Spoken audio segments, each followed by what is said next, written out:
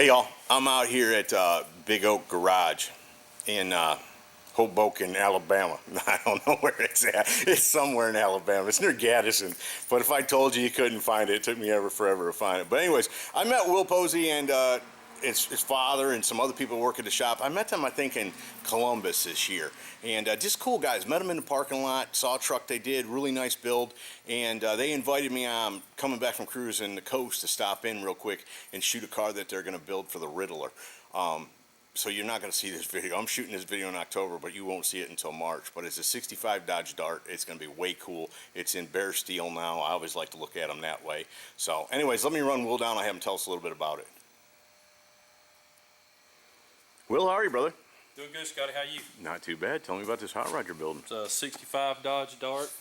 Customer brought it in, and we started studying the lines on it and decided it needed a little bit of attention, so we wedge cut the roof 1 inch, and well, it was actually 2 inches. 1 degree wound up being 2 inches.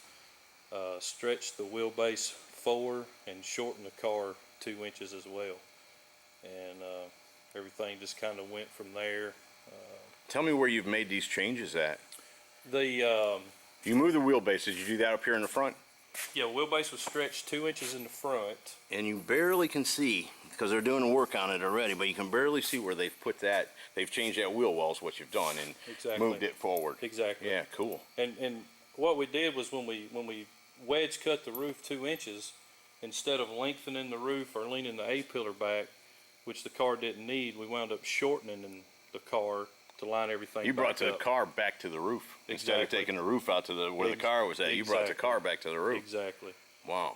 And then that wasn't enough to get the front wheelbase closer to the bumper, so we wound up stretching the wheelbase another 2 inches. So the front wheel well's actually been moved forward 4 inches. You get that straight, guys. Get all that in your head, right? Now, what about this piece of trim up there? That's not going to stay on there, right? Yeah, that's actually a stock piece of trim that we're going to, everything will be chrome plated, and it actually runs across the roof. From the factory, it ran across the roof at the front too, but we eliminated that piece, but we're going to leave that stock piece of trim there. We just think it's really neat and kind of a unique to this year Dart. It is unique. It's a little dented up. You get another one, you straighten that one. We'll straighten it. Cool. Advanced Plating will take care of that for us. Boy, those boys at Advanced Plate, now they can put some chrome on some stuff, can't they? They're good. Yeah. And then what chassis are you running in this? It's a complete custom chassis. It's got a 9-inch Ford with a torque arm and a Watts link. The front suspension is all custom from Magnum Force. It's a bolt-in K-member, which we modified a little bit, but not too much. Almost looks like you put Nerf bars in there. I know that's ignorant to sound, but you see what I'm saying, where the bar goes and you got the holes? It reminds me of a four-wheeler Nerf bar, but that's where all your seats are going to mount to and all that. You want it all stock, right? Structure and rigidity. All right, sure. Yep. Yeah, because in the end, you know, the client's going to want to drive this car. Oh, yeah. It'll be up in, hopefully it's going to make Detroit. Yeah. It'll be on the Hot Rod Power Tour. Gonna hit all the good guys events with it. Right. Are you going to do, yeah, the power tour. So you're going to do the whole power tour, like the long haul? Yeah. So this car's going to get driven. Oh, yeah. Yeah. Oh, yeah. And then it's on coilovers. It's not on bags. Yep. It's on, and that's the stance you're going to go with. That's it right there. Ride Tech coilovers. You know, wheelwood brakes. Man. And you molded this rear bumper into that fender? That's the way it was? That's the stock bumper that's been shortened and narrowed and took a little bit of a smile out of it just to kind of flatten it out. Now, was that indentation in that back fender like that? No, it wasn't. So you formed molded all that. Exactly. Man. And then the roll pan on the bottom is all custom made. The exhaust tips, the tag bracket, everything down there. I love how those exhaust comes out the roll pan. I think that's a cool thing to do. Thank you. Yeah, it's modern. Gives that modern touch to it. And then it looks like you made what, 3 cuts on this roof? This was actually a factory lead seam. Right here. And we cut the lead seam out. Patched it. Just butt welded steel back in there. The wheel wells have been tweaked a little bit. They were running uphill, so we just kind of tweaked them a little bit to give them a forward motion. All the little details, guys, that you just don't see. That's the cool thing about Will letting me come in now.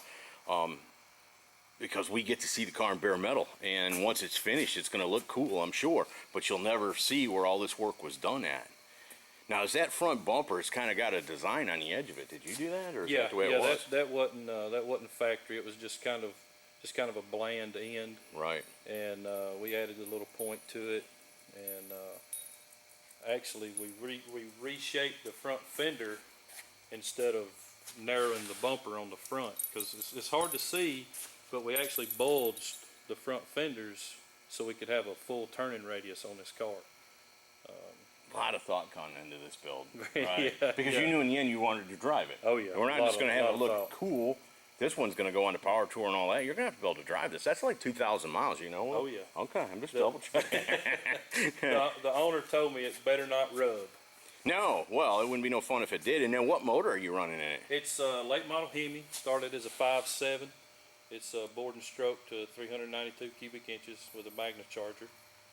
Be pushing about 650 horsepower. Sweet. And what are those headlights out of? Those are actually custom made for this car. Jesse Greening at Greening Auto Company. Boy, made those everywhere for us. I go, people talk about Jesse. Jesse Oh. shows up in everybody's build, and then they build their own stuff on top of that. Right, that's right. You don't want to like the guy because he's a competition, but every now and then you got to get parts from him. I don't know how you can't like I know Jesse. any of the Greens That's actually. right. Yeah, his dad's real nice. They're all real good to me when I see him. So now I'm proud of him. Worked with Jesse for about a year and a half. Yeah. Yep, sure did. Cool. And this is going to be where all your fluids are: brake, clutch. Yep. I'm guessing. Yep, brake and clutch.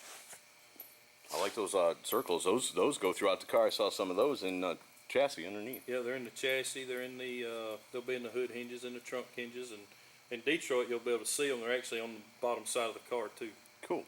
And I like how you put the little Hemi stripes over there on in the wheel or inner fender. Yeah, Very cool, man. Detail. Man, I'm excited. I gotta give that idea to Barry Alford, who's our head fabricator here. Who else has helped you on this? Let's get that. Let's shout out to them. Barry Alford and Kyle Kirkman have done most of the metal fab on this car. Kyle's just a young guy that's just awesome at what he does, and Barry's about my age and just has some killer ideas and a hell of a fabricator himself. Well, if you live in this area, grew up in this area, you got nothing else to do besides dream. That's right. Sit around and think around hot rods. Ain't much else to do. Man, that's going to be cool. And did you bulge those rear fenders a little bit too? No, they're not. That's just the way they look. Yep. Yeah. That's just factory there. Isn't that funny? Because the front ones you don't see it, and the back ones you do see it, but that's the way it was. You're not going to put a vinyl top or anything crazy on it? No, no, it'll be solid. As of right now, it's going to be pretty bright green, but that can change at any minute. Right. Well, it can change all the way up until the paint goes in the gun, I'm guessing. You're exactly right. No, that's cool. Another mod back here is the deck lid used to go all the way down to the bumper, so we actually formed that piece. Then you had to make that valance or whatever back there too? We made that valance. Are those lights going to be custom tail lights? Yeah, it'll be a one-off machine piece. Be all LED lighting. Man, dude. See, the cool thing about this, guys, is I know Will. Will's a friend of mine, so I know I can get a ride in this car at some point. It's not like I'm running into one of these high-end builders that I don't think I'll see the car again. Man, I can't wait, Will. That's going to be way cool, dude. I'm excited. The door handles are out of a Nissan GTR. How cool is that? And you use the latch from Nissan and everything, folks. Yeah, latch, everything. Yeah, that door's still cut apart. You can see it all in Nice, there. yeah.